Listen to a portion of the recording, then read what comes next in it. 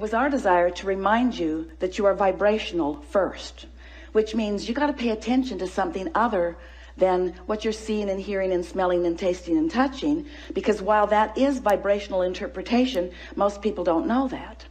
So it was necessary to help you to understand that you are emitting a vibrational signal in order to help you to understand that your signal that you are emitting is being answered all the time, and that's what equals your life experience, period. Most humans don't know that, and in many cases don't want to know that, because they don't want to assume responsibility for what's coming, especially the parts they didn't want to come.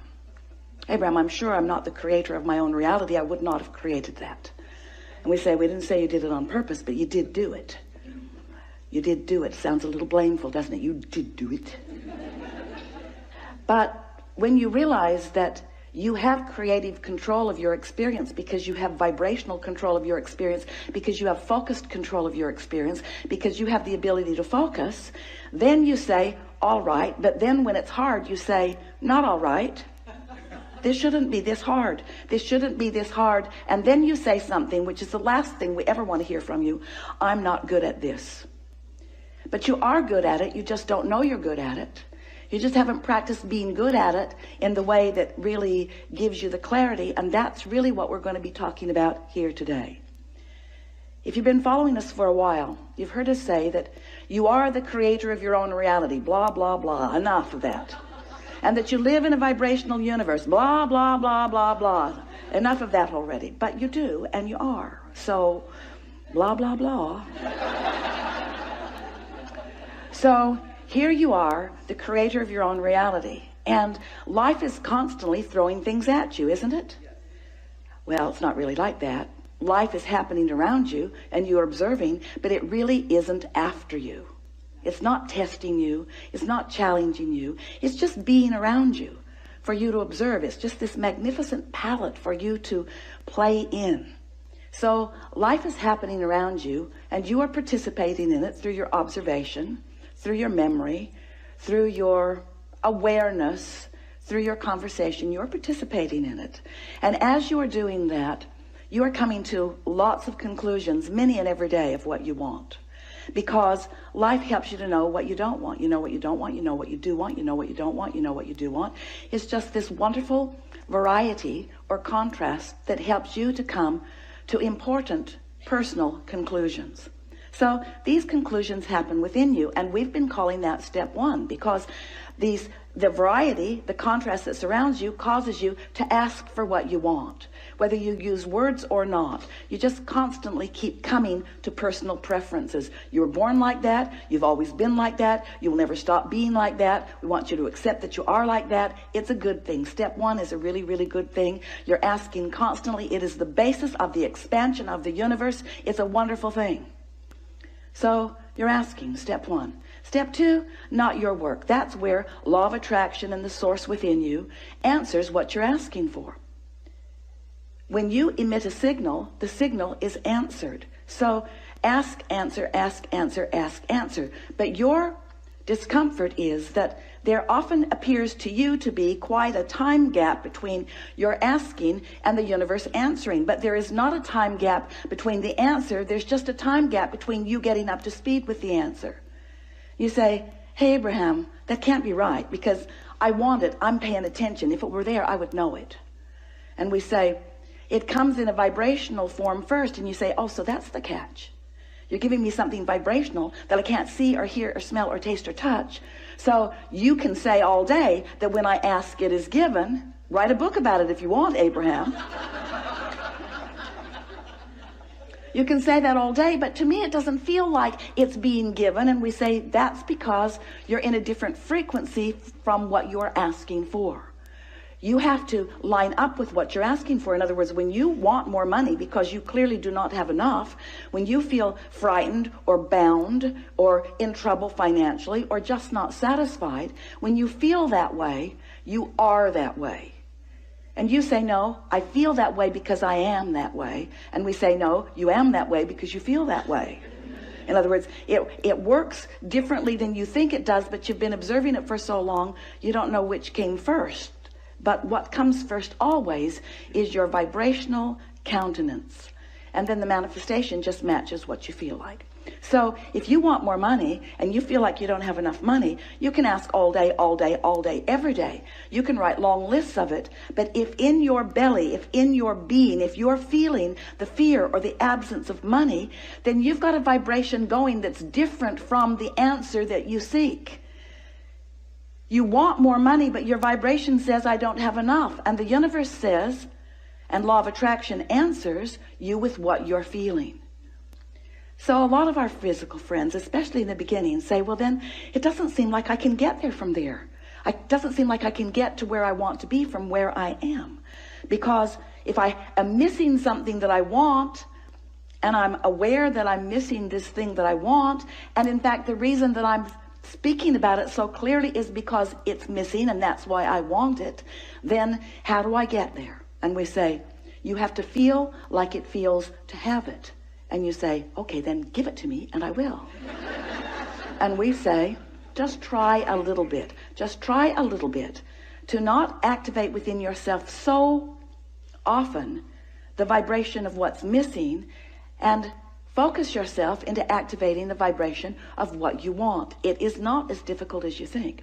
So step 1 is contrast causes you to ask. Step 2 is it is given vibrationally, so there is no gap really. Step 3 is you have to convince yourself there's no gap. That's the work. You got to feel it as if it is in order for it to be. And we know you balk at it, but many of you are practicing this and are finding it.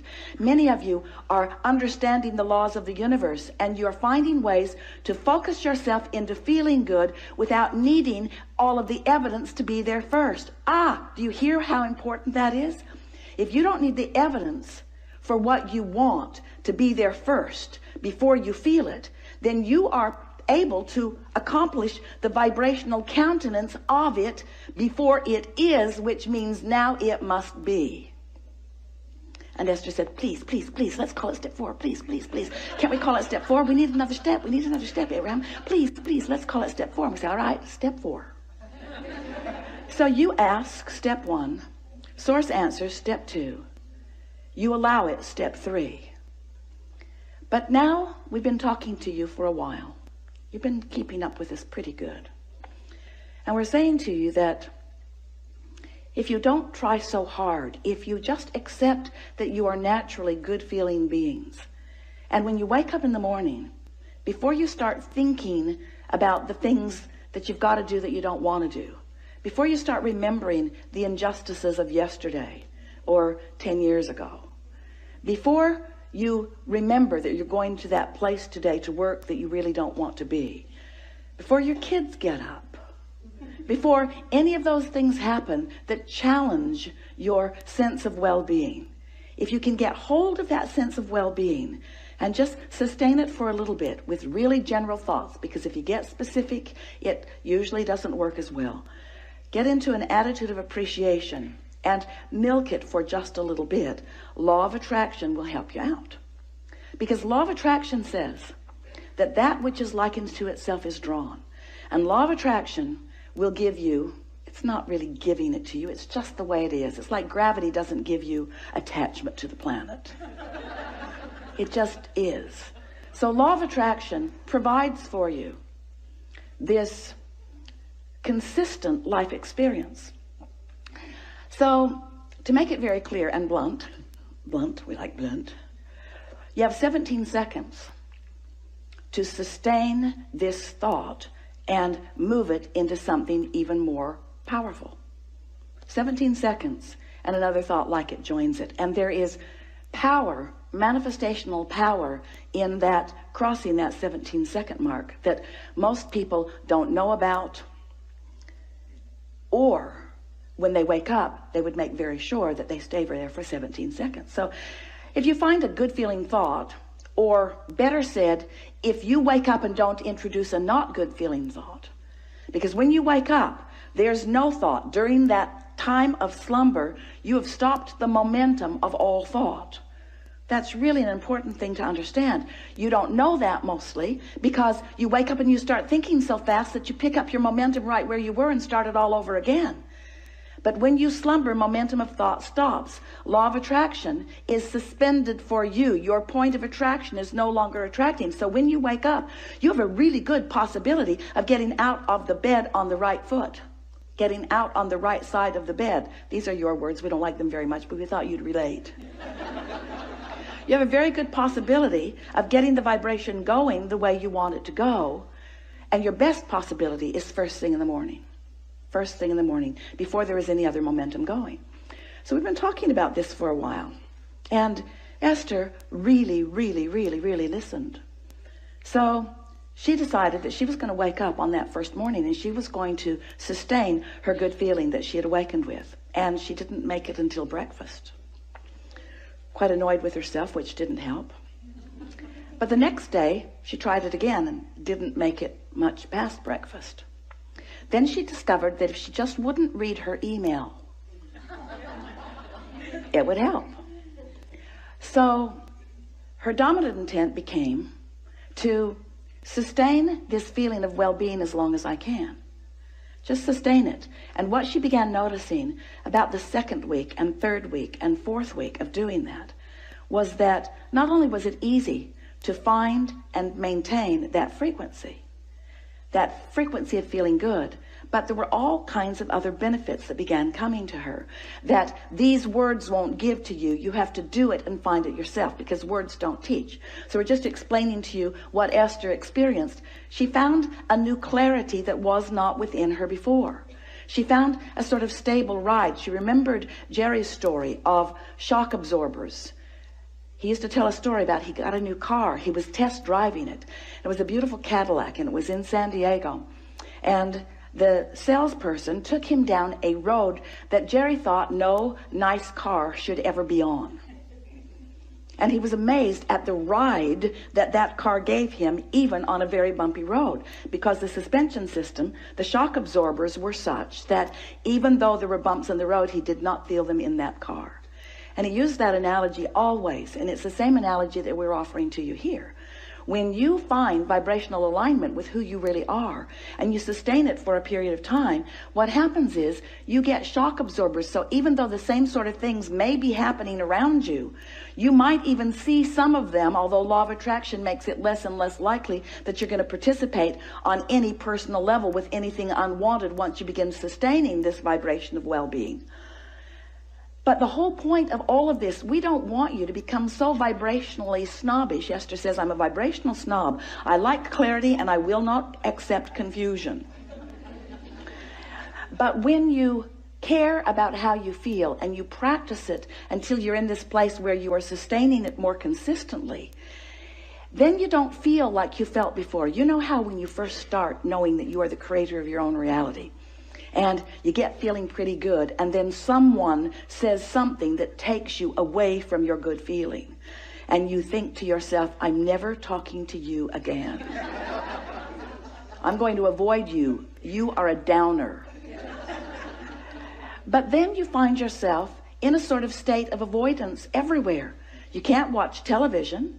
You can't really go out in the world. You have to give your children away. You just can't barricade yourself into enough solitude to really maintain the vibration, and you give up so much by trying to do that.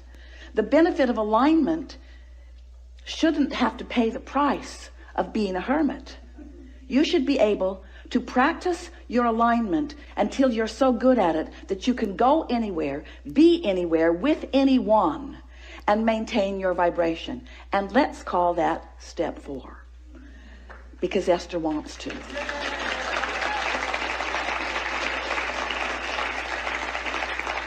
So what it requires really is enough determination to focus first thing in the morning, and until you know that you've got it and you're able to maintain it, and then to simply watch what happens in your experience as a result of that newfound alignment and that newfound clarity.